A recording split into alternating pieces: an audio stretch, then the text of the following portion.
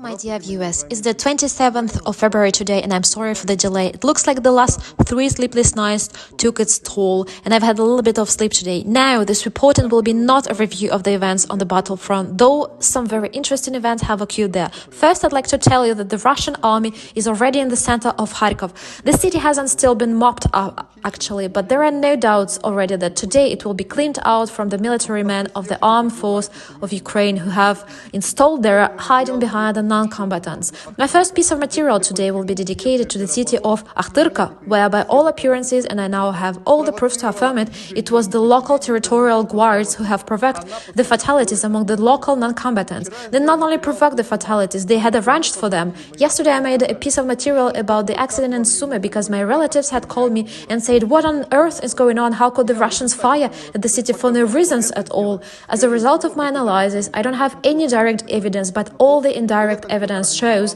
that all that was arranged by the local territorial guards.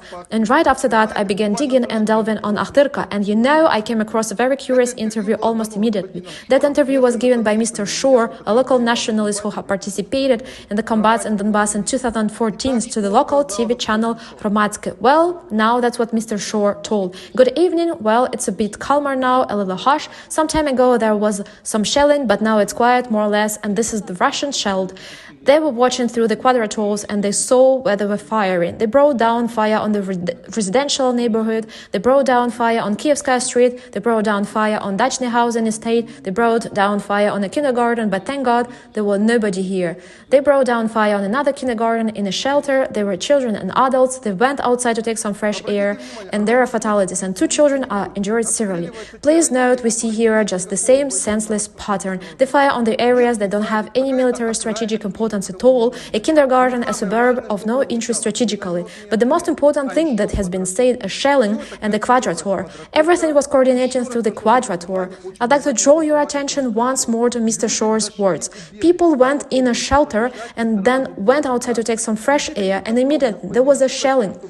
And here I'd like to add to Mr. Shore's words what I've been told by those people who were in the shelter. They said that before the accident, the territorial guards had declared that the firing was expected, and they literally herded people into the shelter. And naturally, everybody ran there. They sat for a while and there was no firing. They went out to take a fresh air and there was a shelling straight away, shell throwers. By the way, my opponents told me the same about the accident in Sumy too, that the Russian had used shell throwers. Yes, it would be nice and logical, and this version may be accepted as truth, but there is a slight problem. Have you seen the photo that appeared for a moment in the review of the Reальное TV company? The same photo appeared straight away in a matter of minutes, and some 10 to 15 minutes later it spread over all the publics, going off like hotcakes over all the Ukrainian public pages. It could be taken but from the quadrator that had coordinated the fire.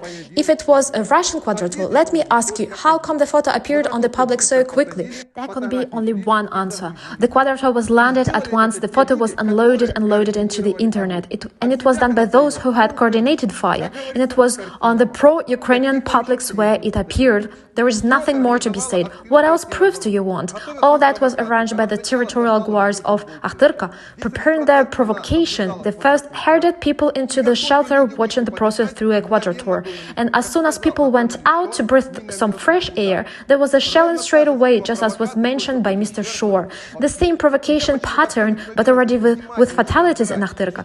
And I'm absolutely sure you know that if we start analyzing closely all this provocation that take place in different Ukrainian cities, we will find the same pattern, because the nationalists who have been using this pattern in Donbass for 7 years now are doing the same in the Ukrainian cities. Can't you see, my dear fellow countrymen, they aren't defending you, they are shielding themselves with you, and you are a human shield for the Swedes, whether in Sumy or in Akhtyrka. And this is a very illustrative material to be shown in the Western mass media. Accordingly, using such provocations, they are instigating and indisposing you against the Russian army.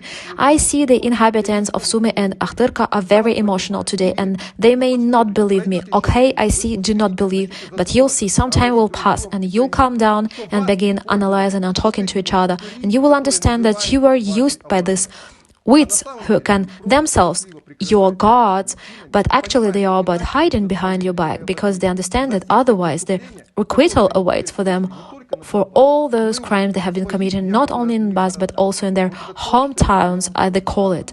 That's what I wanted to tell you in this video. My next piece of material will be a traditional review of the situation on the battlefronts on Ukraine. Please wait for it, it will be interesting.